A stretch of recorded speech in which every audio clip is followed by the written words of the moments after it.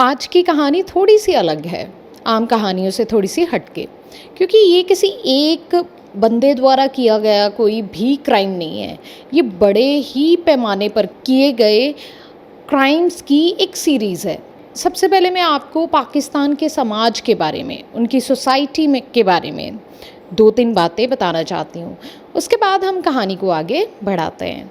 हर साल पाकिस्तान में कम से कम 1000 लेडीज़ की हत्या होती है, 1000 लेडीज़ का मर्डर होता है। परिवार की इज्जत बचाने के नाम पे कई औरतों को मार दिया जाता है। ये जो डिटेल्स हैं, ये जो फैक्ट्स हैं, उन लेडीज़ के हैं जो हर साल मरती हैं। दूसरा, पाकिस्तान का सबसे बड़ा बिज़नेस स्टडीज़ के जो इंस्टीट्यूट्स हैं, जैसे कि IBA, institute of business administration. पिछले साल IBA में एक पार्टी रखी गई थी। ये एक आम कॉलेज पार्टी थी, लेकिन इस पार्टी में एक चीज़ अलग थी। लड़के और लड़कियां दोनों उस पार्टी में एक साथ जा सकते थे और पार्टी में मज़े कर सकते थे। ये एक नॉर्मल कॉलेज पार्टी थी, लेकिन ये पूरे पाकिस्तान में एक बहुत बड़ा मुद्दा बन जाती है।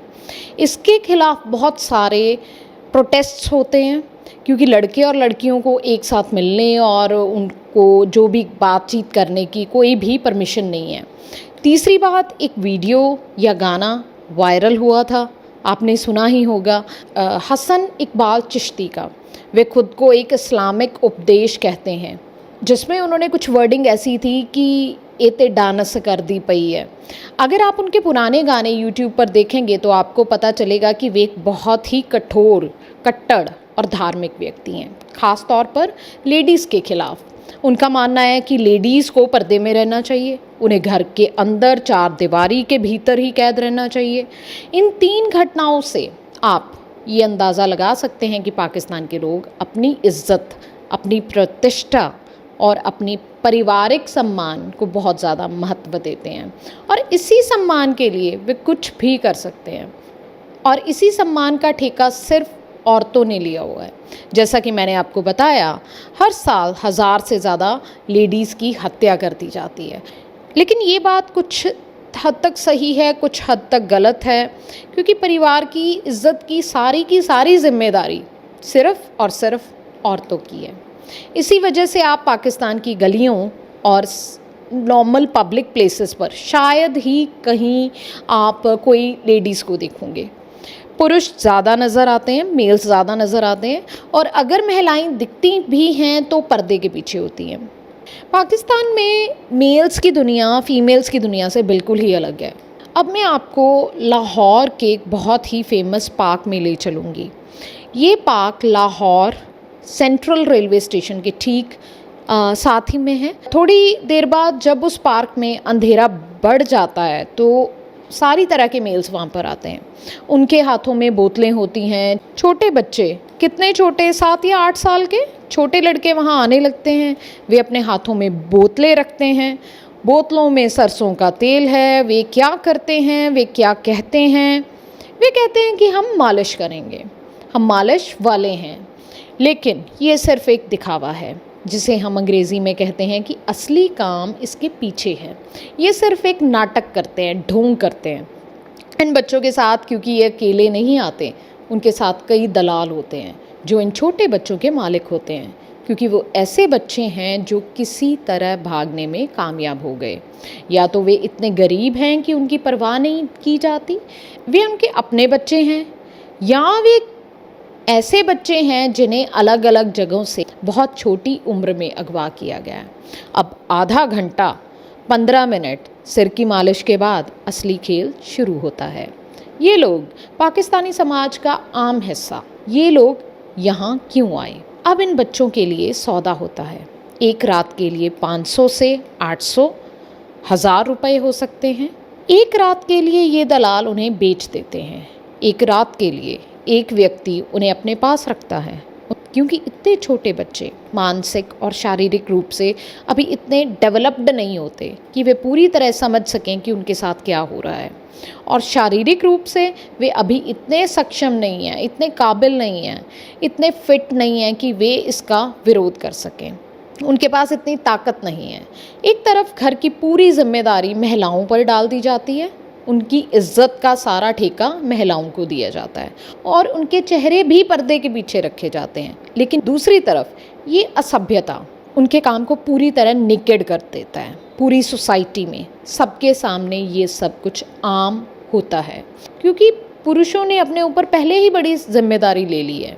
पाकिस्तान की 40% आबादी गरीबी में जीती है। पाकिस्तान के 40 लाख बच्चे जो 10 साल की उम्र से पहले ही काम शुरू कर देते हैं, और वे काम इतना नहीं है कि वे बहुत समाजजनक सिविलाइज्ड हों। में से ज़्यादातर बच्चे आपको सड़कों पर कचरा उठाते हुए दिखाई देंगे, और ये बच्चे दिन में 14 घंटे तक काम करते हैं और शाम को उन्हें सिर्फ 200 रुपये की मजदूरी दी जाती है। इन 40 लाख बच्चों में से 25 लाख ऐसे हैं जिनके घर वाले हैं, उनके पास सिर ढकने के लिए एक छत तो है, लेकिन बाकी 15 लाख बच्चे ऐसे हैं जो पूरी ज़िंदगी सड़कों पर बिताते हैं। और ऐसे ही ये टारगेट बनते हैं इन दलालों के, और समाज के दूसरे घटिया लोगों का शिकार भी बनते हैं। एक इंटरव्यू में पाकिस्तान के उस समय के प्रधानमंत्री इमरान खान ने इस मुद्दे पर बात की थी। उन्होंने यूरोपियन लोगों को जवाब देते हुए इस विषय पर कुछ कहा था जिससे वे लोग संतुष्ट हुए। आप इसकी एक झलक अपनी स्क्रीन पर देख सकते हैं। इमरान खान ने ये कहा था कि मैं ये बात पहले से जानता था, क्योंकि मैं भी उसी समाज का हिस्सा था। मुझे पता था कि ये हमारे समाज का एक काला चेहरा है, लेकिन मुझे नहीं पता था कि ये इतनी बड़ी संख्या में हो रहा है, इतने बड़े पैमाने पर हो रहा है। और आप इस इंटरव्यू को खुद सुन सकते हैं। चैनल का नाम है रियल स्टोरीज़। पूरा इंटरव्यू वहाँ पर उपलब्ध है। उसमें इमरान खान कहते हैं, ये सुनकर मेरा सिर शर्म से झुक गया। ये अपने आप में ही बहुत ही शर्मनाक काम है। आगे वे यूरोपीय लोग जो इस बारे में जानते थे एक और बात कहते हैं। इस पूरे चलन को बाल शोषण कहा जाता है। ये अफ़गानिस्तान में बहुत ज़्यादा फैल चुका है और यही नाम वहाँ भी प्रचलित है। छोटे बच्चों के साथ इस तरह के काम किए जाते हैं।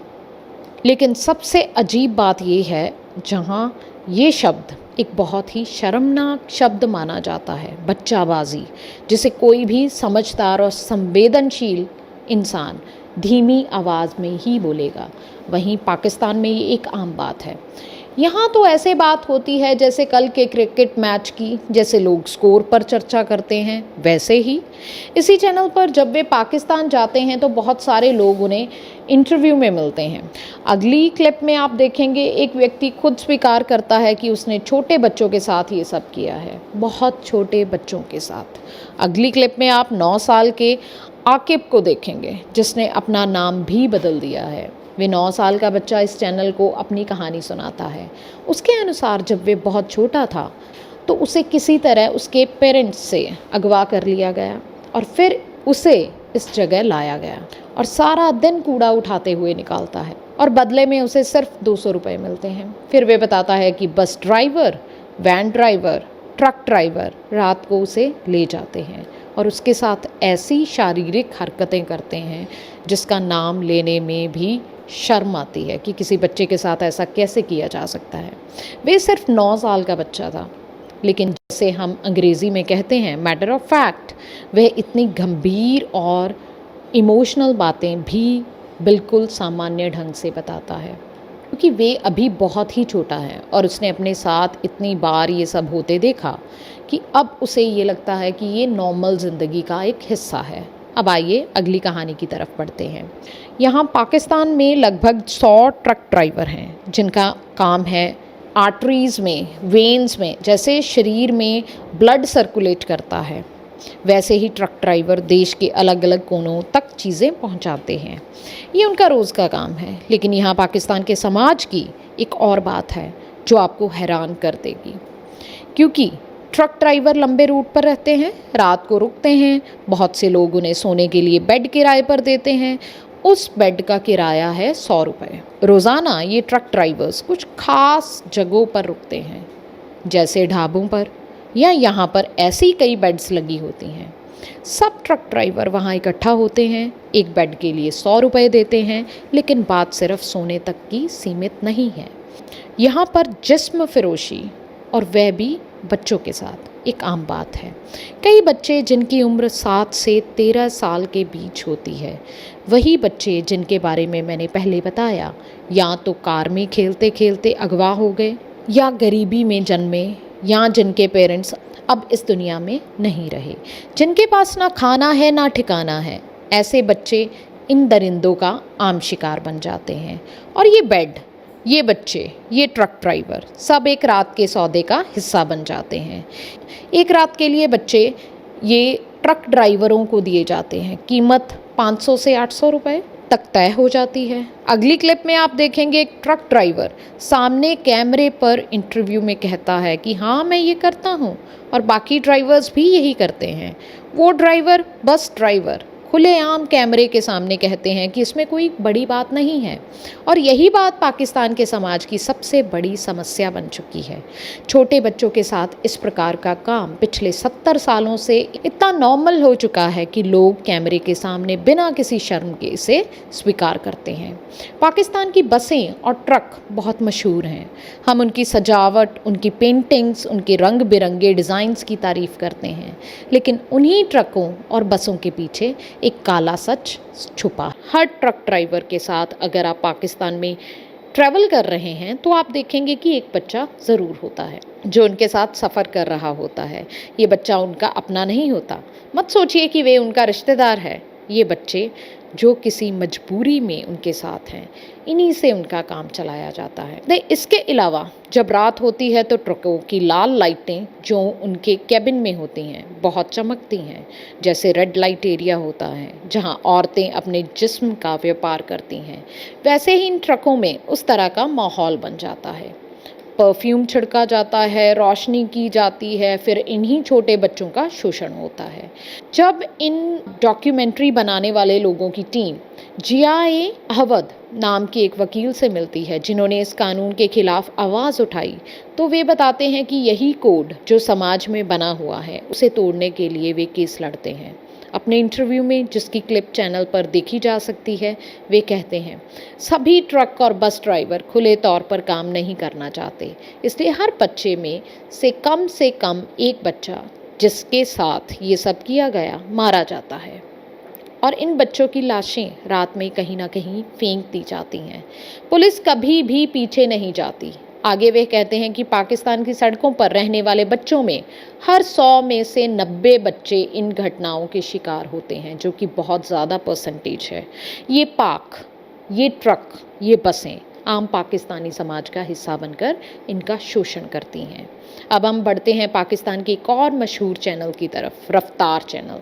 रफ्तार एक युवा प्रेरित चैनल है जो पाकिस्तान के अंदर फैली सामाजिक बुराइयों को उजागर करता है। इसमें कई लड़के लड़कियां जुड़े हुए हैं। एक वीडियो में वे एक ट्रक ड्राइवर से मिलते हैं जिसका नाम है बादशाह खान। बादशाह खान बिना किसी शर्म के, बिना किसी अफसोस के कैमरे पर स्वीकार करता है कि हाँ, जब मैं ट्रक चलाता था तो मैं ये सब करता था। अब मैं बूढ़ा हो गया हूँ, लेकिन इसमें मुझे कुछ भी गलत नहीं लगता। ये मेरे लिए एक नॉर्मल चीज़ है। अब मैं आपको अगली बात बताती हूँ, क्योंकि एक निश्चित उम्र के बाद हर इंसान को एक साथी की ज़रूरत होती है जिससे वो अपनी ज़िंदगी की निजी बातें बांट सके। उसकी शारीरिक ज़रूरतें होती हैं, मानसिक और इमोशनल नीड्स होती हैं। लेकिन यहाँ इस समाज में एक ऐसी पीढ़ी तैयार हो गई है जैसे कि बादशाह खान, जिसने अपनी फिज़िकल नीड्स को पूरा करने के लिए कभी शादी नहीं की, पूरी ज़िंदगी शादी नहीं की, और उस कमी को भरने के लिए मासूम बच्चों को इस्तेमाल किया गया। अलग अलग वीडियोस में अलग अलग लोगों से पूछे जाने पर बच्चों की कीमत लगभग वही बताई गई, एक रात एक बच्चा 500 से 800 रुपये। बहुत ही शर्मनाक बात है। रफ्तार चैनल ने जो सर्वे किया उसके अनुसार 50% से ज़्यादा ट्रक ड्राइवरों ने कैमरे के सामने स्वीकार किया कि उन्होंने छोटे बच्चों के साथ इस तरह के काम किए हैं। तो कैमरे के पीछे अंधेरे में असलियत कितनी डरावनी होगी। ये वो समाज का ऐसा काला सच है जिसे शायद हम जानकर भी अनदेखा करते हैं।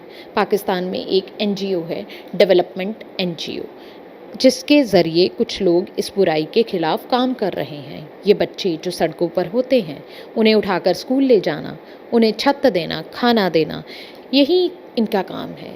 इस ऑर्गेनाइजेशन को चलाते हैं इमरान ठक्कर।